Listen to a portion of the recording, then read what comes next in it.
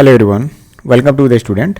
ALP 2024 का form सभी लोगों ने भर दिया होगा। सभी लोगों को अपना अपना जोन भी पता चल गया है और अभी कुछ मॉडिफिकेशन का टाइम चल रहा है। अगर किसी को किसी भी तरह का अगर मॉडिफिकेशन अपने फॉर्म में करना है तो वो अभी भी टाइम है, आप कर लीजिएगा। फ़ोटोग्राफ्स का आप थोड़ा सा ध्यान दीजिएगा कि अगर कहीं से भी अगर उसमें कुछ डायमेंशन को लेकर के या फिर बैकग्राउंड को लेकर के कोई इशू है तो अभी आप करेक्ट कर लीजिए, क्योंकि इस पर फॉर्म रिजेक्ट होते हैं। और ग्रुप डी में जो पिछला वाला फॉर्म था उसमें बहुत सारे लोगों का फॉर्म रिजेक्ट हुआ था। अब जो CBT 1 और CBT 2 के लिए जितने भी लोगों को लगता था कि CBT 1 और 2 में बीच में जो गैप मिलता है वो अब ज़्यादा नहीं मिलेगा, क्योंकि रेलवे ने पहले से जारी कर दिया है कि कब कब हम इसका एग्ज़ाम लेंगे। तो आपको पता चल गया है कि नियर अबाउट 3 या 4 महीने से ज़्यादा का टाइम आपके पास नहीं बचा है मैक्सिमम। अब CBT 1 का पेपर होगा और उसमें कुछ सिलेबस ऐसे रहेंगे जो आपको CBT 2 में देखने को नहीं मिलेगा, जैसे जनरल नॉलेज और या फिर करंट अफेयर के जो सब्जेक्ट हैं वो आपको CBT 2 में देखने को नहीं मिलेगा। तो पिछली बार जब मैं वीकली स्टडी प्लान उसमें बताता था तो इन सब चीज़ों को इंक्लूड करके चल रहा था, लेकिन वो चीज़ें अब बदल गई हैं। तो कुछ नए तरीके से आपको पढ़ने की ज़रूरत है।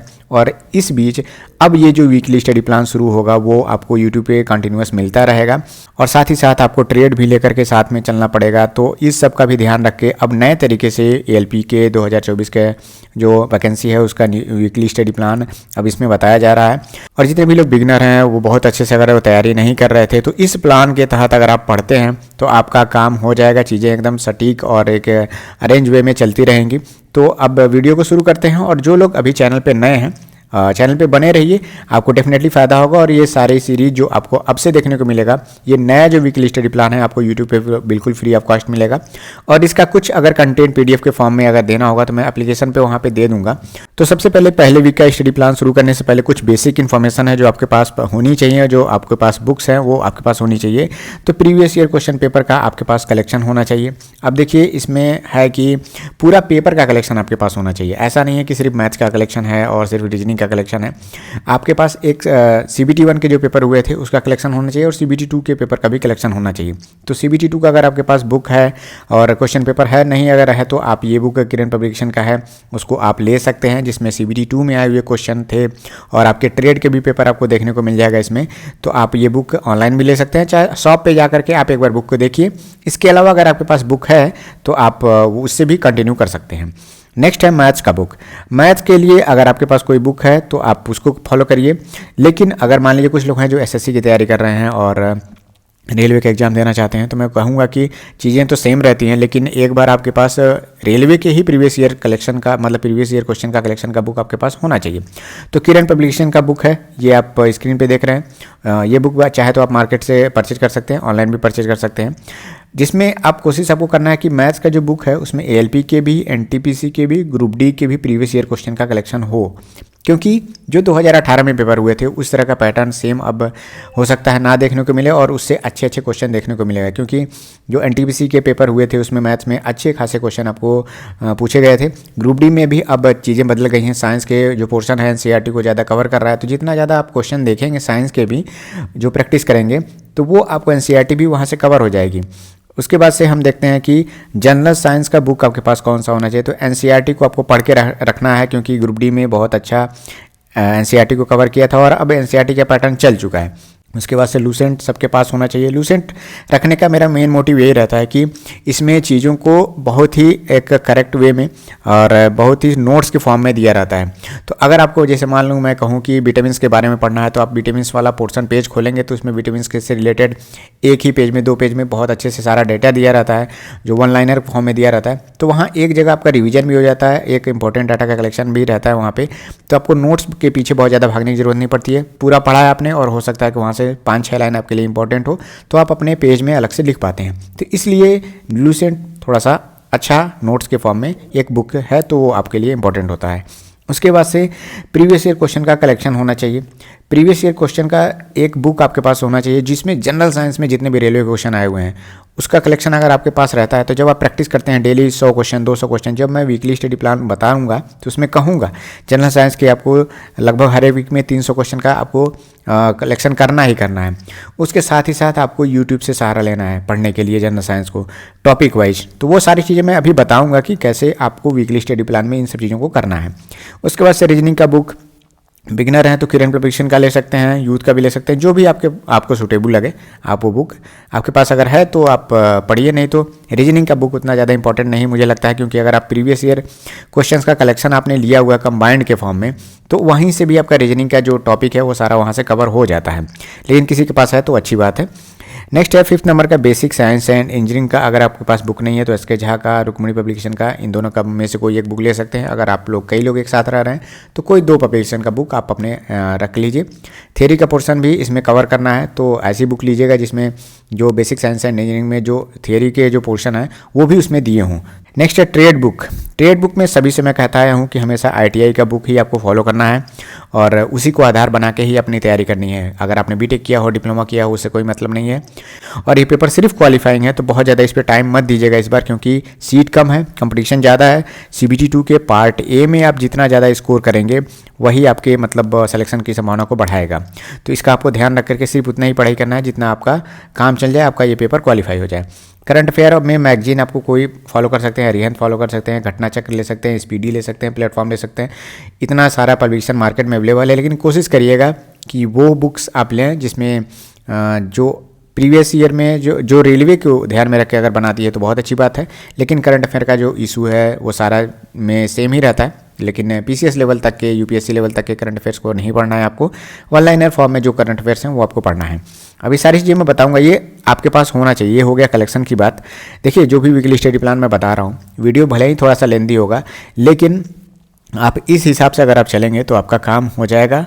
और बहुत सारे लोग कमेंट में और मुझे मैसेज कर रहे थे, मैं बहुत ज़्यादा दिनों से वीडियो नहीं बना रहा था, लेकिन मैंने सोचा कि अब किस तरीके से आपको गाइड किया जाए कि अब जो नए सिरे से जो तैयारी है, नया जो सिलेबस देखने को मिला है, CBT 2 में जो चेंजेज हुए हैं उसके आधार पे आपकी तैयारी बेहतर हो पाए और इतने कम समय में आप कैसे टारगेट को बना करके अपने तैयारी कर पाएँ। तो उसके लिए मैंने ये नई सीरीज़ शुरू की है और ये चैनल पे अवेलेबल रहेगा। इसकी अलग प्लेलिस्ट मैं बना दूंगा। तो जो लोग नए हैं प्लीज़ चैनल पर बने रहिए। कोशिश करिए कि उन चैनलों को आप ज़्यादा फॉलो करें जहाँ पर आपका टाइम वेस्ट कम हो। पढ़ाई की बातें जहाँ पर ज़्यादा होंगी उसी चैनल को फॉलो करने से आपका ज़्यादा फायदा होगा। नेक्स्ट है, आप देखिए इस वीक में आपको क्या चीज़ें करनी है वो यहाँ पे मैं आपको टारगेट बता रहा हूँ। पहला वीक है तो इसमें कुछ चीज़ें हार्ड रहेंगी। और एक बात मैं और कहना चाहता हूँ, अगर आप किसी को लगता है कि मैं जो टारगेट दे रहा हूँ बहुत ज़्यादा है तो आप चीज़ों को स्किप कर सकते हैं। देखिए अगर कम टाइम बचा है और आप पहले से तैयारी नहीं कर रहे हैं तो आपको मेहनत ज़्यादा करना ही पड़ेगा। आप सोच रहे हैं कि 2 या 3 घंटे के दिन की पढ़ाई से आपका सिलेक्शन हो जाएगा, तो बिल्कुल नहीं होगा। आप जो भी टारगेट दिया गया है आपको जी जान लगा के मेहनत करेंगे तभी आपका सिलेक्शन हो पाएगा। इस बार सीट इतनी कम है कि 3-4 नंबर में सिलेक्शन हो जाएगा लोगों का।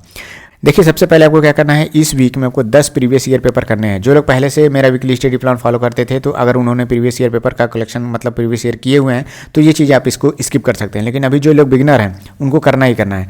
10 प्रीवियस ईयर पेपर करने हैं इसमें। अब इस बार मैंने नया टारगेट में इंक्लूड किया है कि ALP के भी पेपर करने हैं और ग्रुप डी के पेपर करने हैं।